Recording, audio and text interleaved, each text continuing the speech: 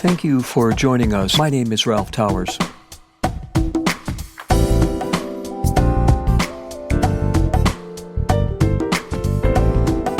Hello, everybody, and welcome to another episode of the Volunteer Spotlight.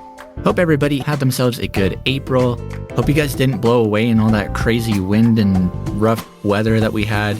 And if you guys celebrate, I hope you guys had a fun and happy Cinco de Mayo.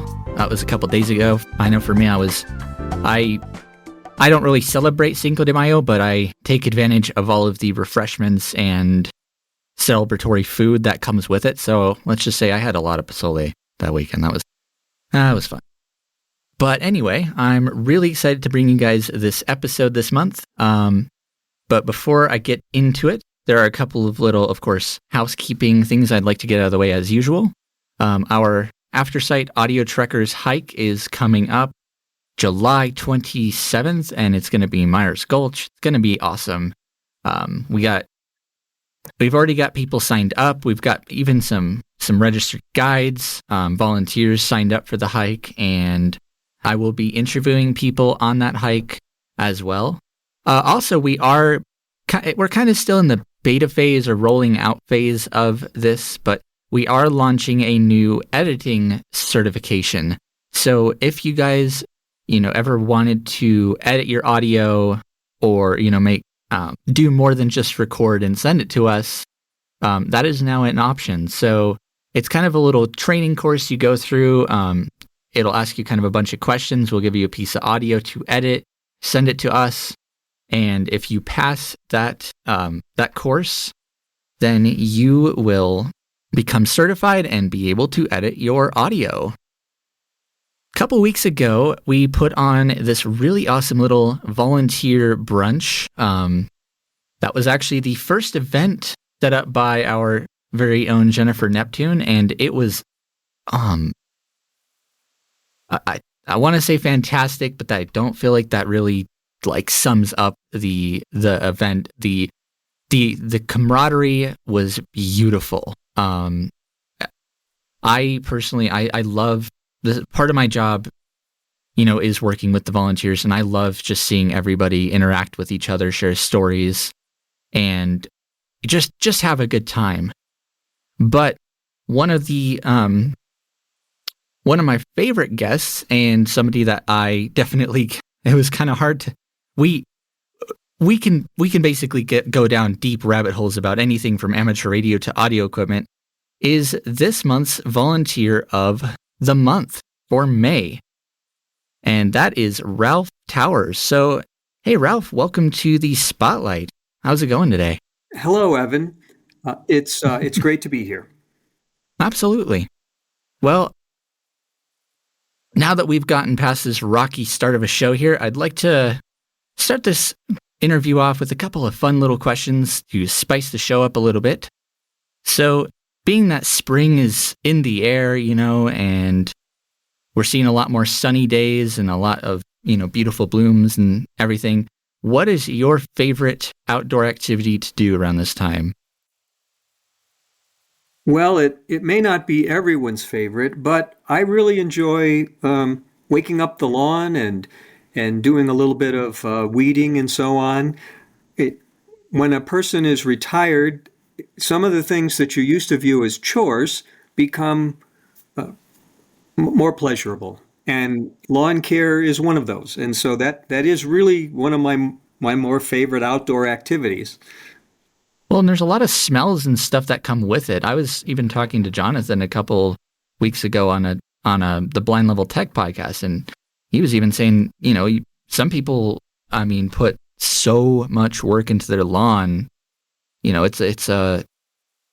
makes sense. And so, yeah, that's awesome. What's your favorite part about, what's your favorite thing to do in regards to lawn work? Well, I'd have to say, not having any, this really sounds boring, but not having any dead spots, Okay. After we often travel in the springtime, and so depending on how much moisture we've had, the lawn may be coming up pretty well, or it may be, on life support. So seeing the lawn waking up sort of in a Hmm. uniform way, that's one of the better things about getting back into it. I'd say it's like kind of a therapeutic kind of thing too for some, indeed.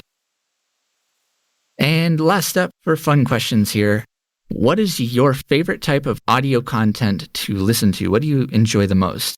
Music, audiobooks, podcasts, or something else? I enjoy listening to audiobooks. I have a rather not a great habit of when I'm driving, I fall asleep. And Oh, so to stay awake when I'm driving long distances, I listen to audiobooks. It engages my brain just enough that I don't get too bored and drift off. So audiobooks are one of my top favorites, and audiobooks that are recorded by the author themselves. That's the absolute best. it really is. And there's actually a difference.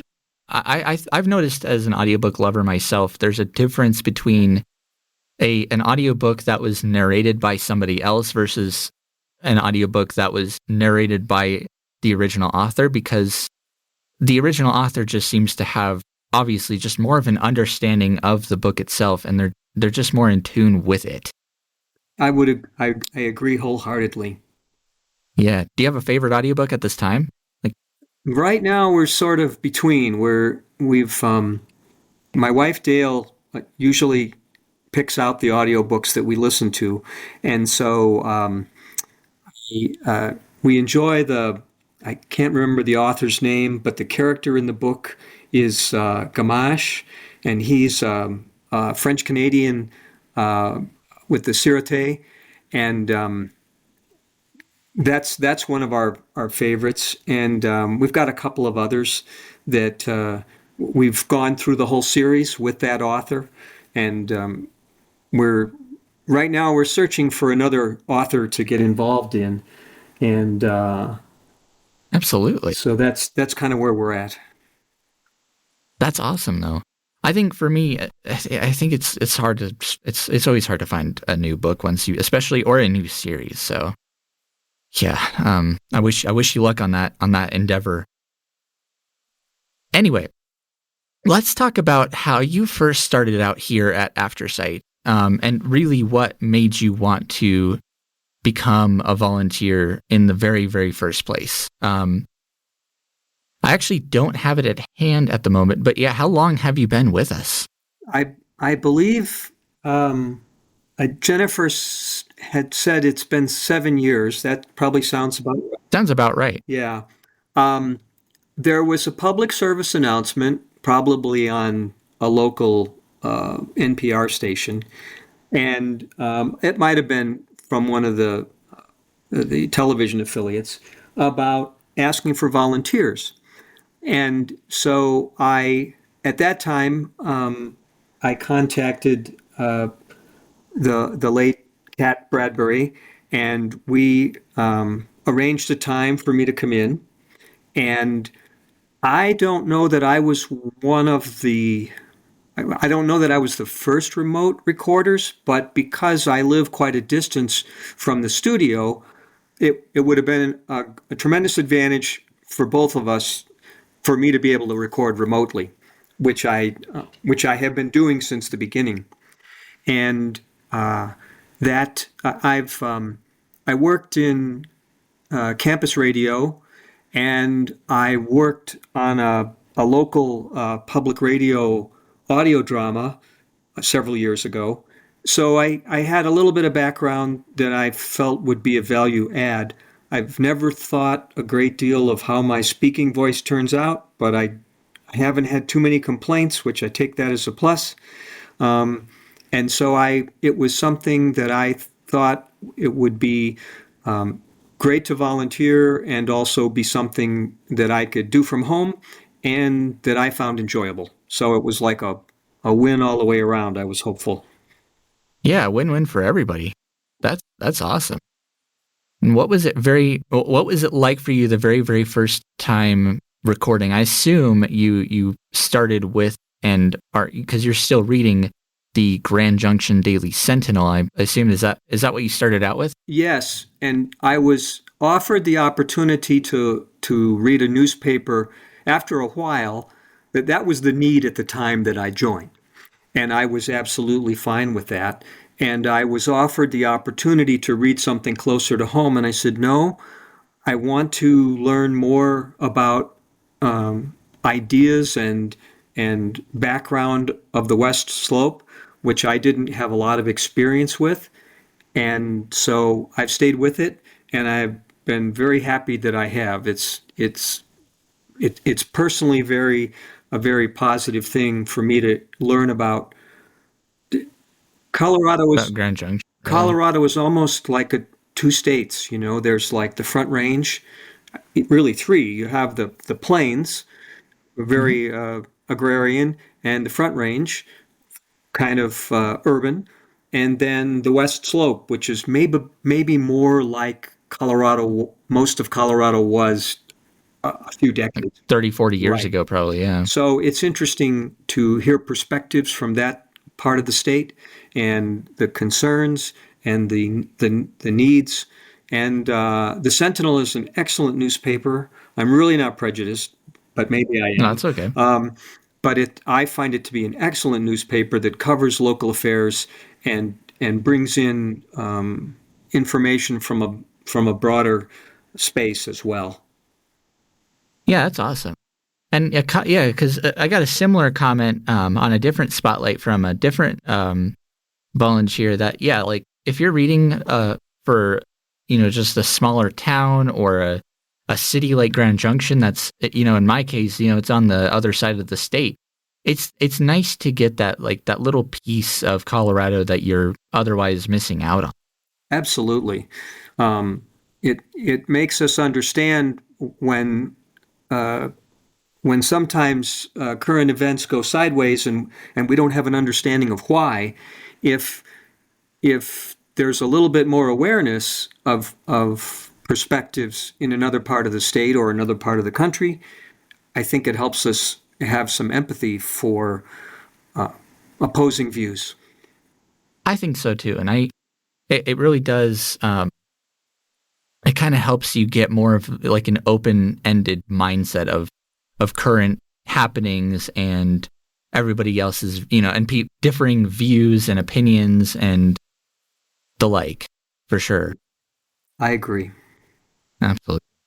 Now, were there any personal barriers or just any hurdles or whatever that you had to overcome prior to and while being a volunteer? Well, the only one being when I'm recording and I know I've made a mistake. And Kat always said, just keep talking. Just don't stop. Keep going. And my amateur background in audio, that was the hardest part for me, which is why I'm so excited about the editing certification program that you mentioned earlier, and I'm hopeful that I'll meet those requirements so that I can expand Your my abilities or abilities. Yes, and I'm looking forward to that very much. And once it's available, I'm hopeful that other people would be interested in doing that as well, because I suspect that will reduce the workload there at Aftersight.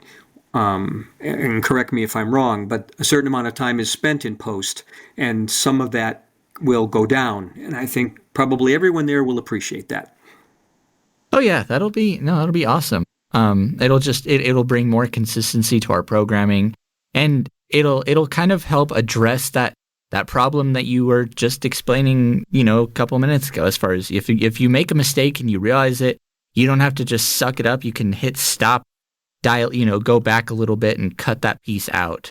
So yeah, really, I'm super glad that we've got that ball rolling and we're launching this little program and we have seen some expressed interest in it already too from other folks. So I think it should take off pretty well. Now, you'd mentioned the word amateur a few minutes ago, and this is the dangerous rabbit hole that we're dancing around. In past conversations, you have mentioned to me that you are an amateur radio operator. Correct? That is correct. I'm a licensed amateur radio operator. Uh, Gila Alpha Zero Charlie Echo Tango KA0CET, and I had a license a number of years ago, and I let it lapse, and I wanted something in retirement. I joked that I didn't want to produce inventory. I didn't want to be making belts and bowls. So amateur radio looked like a great opportunity to do that. You don't, you reach out to people in other places, and there are some public service things like activities such as Skywarn and other things that amateur radio clubs do. And those were something, again, a volunteering effort that interested me. So a few years back, I started working toward getting my license back, which I did. And then I upgraded to the general class. There are, for people unfamiliar with amateur radio, there are classes of licenses. And as you work your way up in terms of demonstrating your expertise, you get larger and larger portions of the radio spectrum that you can operate within. And so right now, general Absolutely. class is fine for me. And so That's as you say, awesome. we have discussed it, and I'm hopeful that at some point in the near future you'll be able to become involved as well as your schedule allows. Yeah, absolutely. Amateur radio is an incredible thing. I mean, it's the thing I've always liked about it is that there's not unless we're talking like digital, there's not a reliance on the internet. And if cell towers and landline telephone service basically were to ever go down, I mean, we could still, at least, me and my family and my loved ones could still talk on a simplex, basically from radio to radio, and we'd still be just fine. So I think there's a huge amount of value to it. And it also offers the opportunity to learn about a technology, and what people very often have the opinion of, well, I have a cellular phone. Why would I want to get involved in amateur radio? There are so many aspects to amateur radio that go beyond merely voice and are involved with all the background work that has to take place. I was helping one of the local radio clubs take down some equipment that was on the top of a building over at the University of Northern Colorado.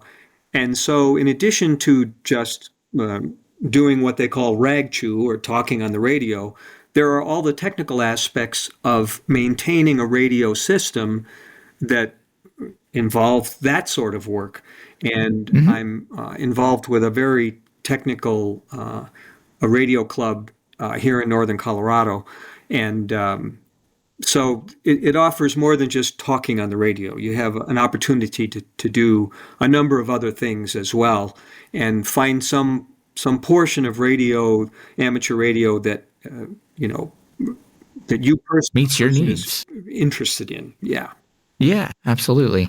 There's a lot of electrical ingenuity that goes around it, but I mean, yeah, I think it's a beautiful work of art, and yes, just to answer your question, I do plan to get involved in it too. But now, I always like to ask volunteers about any kind of prior radio or audio experience that they've done before, prior to volunteering for Aftersight.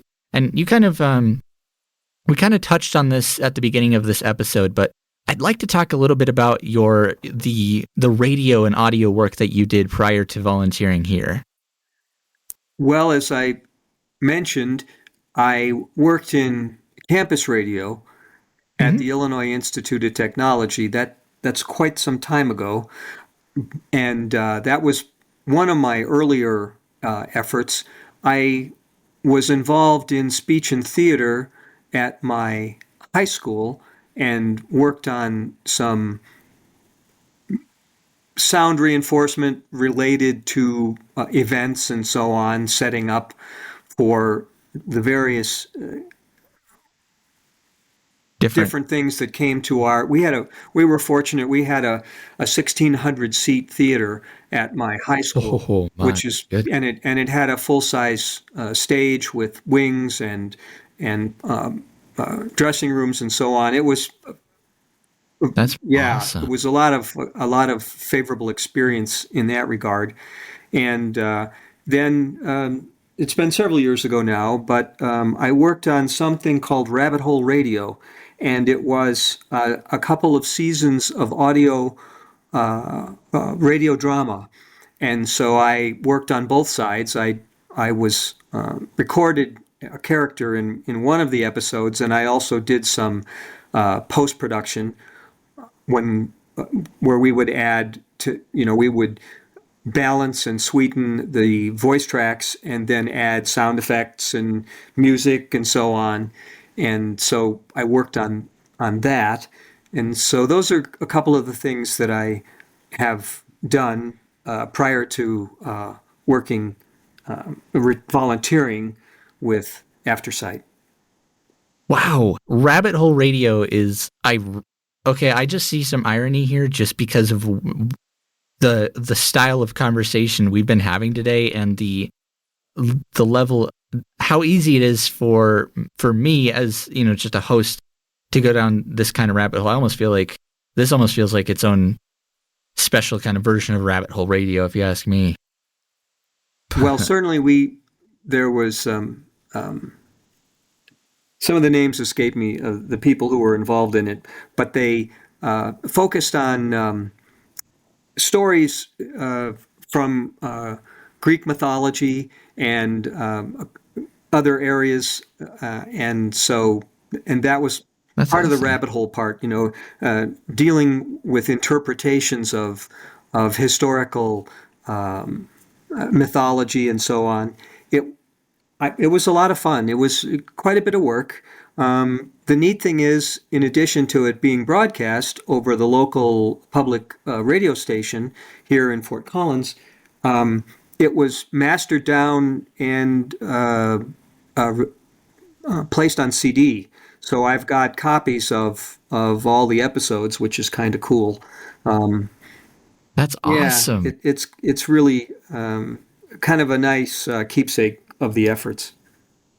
Always. I think and it's always good to have a keepsake of something that significant to you as well. So that is absolutely fantastic. Well, now it's your turn. Do you have any questions or feedback or comments for me or the entirety of Aftersight? Well, I know a little bit of the history, just a wee bit of Aftersight, but and this may have been covered in some of your other. Oh, that's okay. But I'd like to know a little bit about how you became employed with Aftersight. Okay. Well, very good. I've been listening to Aftersight since we were radio reading service of the Rockies back when I was 5 years old, because we used to have morning children's programming. And so I'd heard of these guys for years and years and years.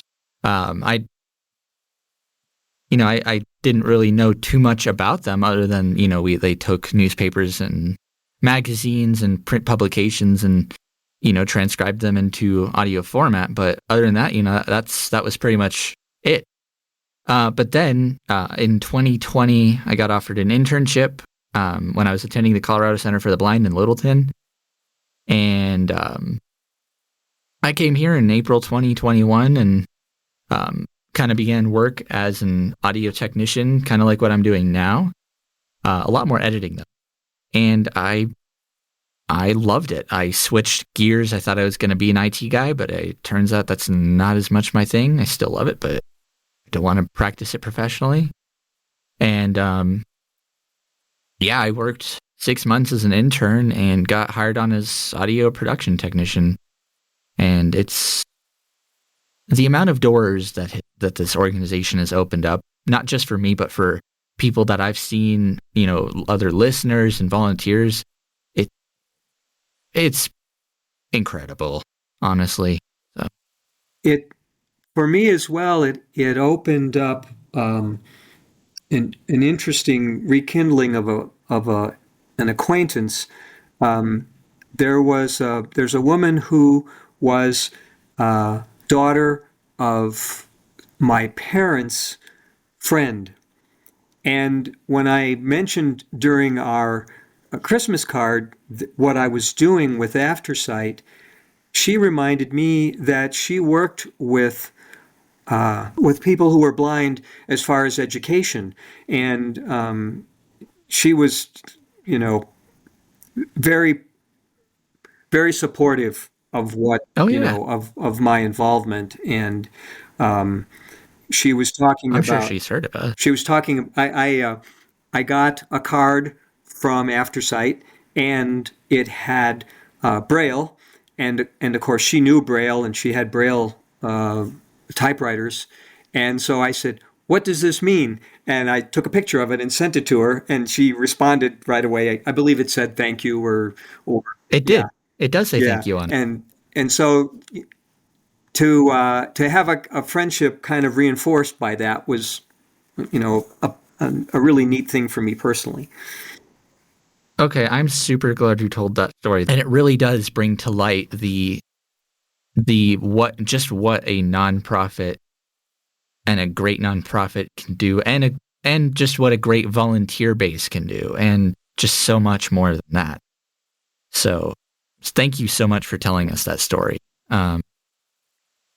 Now, before I wrap this episode up, are there any last words of inspiration or just last little things you would like our audience to walk away with in regards to volunteering or kind of any of that, or any of what we discussed today? Well, first of all, I'm going to start by saying Evan did not ask me to say this, but I'm going to say it.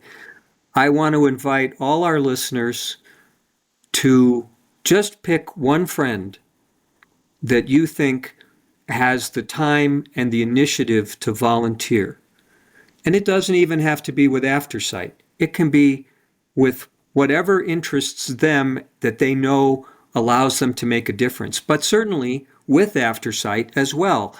And it doesn't take a lot of technical expertise. Most people have everything they need already, or nearly so. And I invite people to get involved because you can work remotely. There aren't many volunteer opportunities that you can discover nowadays that you can do from, the comfort of your own home. It sounds cliche, but it's true. And I want people to think about that. It's much easier than they might believe to become involved with Aftersight. Beautiful. You never know what doors might just be opened either. Well, Ralph, I'd like to personally thank you for coming under the spotlight with me today and taking the time to just chat with me. This has been a wonderful interview. Well, I want to thank everyone there at Aftersight for bestowing upon me this honor of being Volunteer of the Month. I always look when I'm logging in my hours to see who the Volunteer of the Month is, and I consider it a great honor to have been chosen, and I thank you very much for that. Absolutely. And congratulations again. Can't say it enough. Thank you. Well, everybody, that's going to wrap it up for today's episode of the Volunteer Spotlight. If you have any questions or feedback for Aftersight, or in regards to any of our podcasts, or if you have a question for one of our original podcast hosts, or whatever it might be, you can always email feedback@aftersight.org or leave a voicemail on our feedback line at 720-712-88 656. With that being said, I'm your host, Evan Starnes. I really hope y'all enjoyed listening to this episode. Get ready for the hike in July, and I'll catch you guys next month.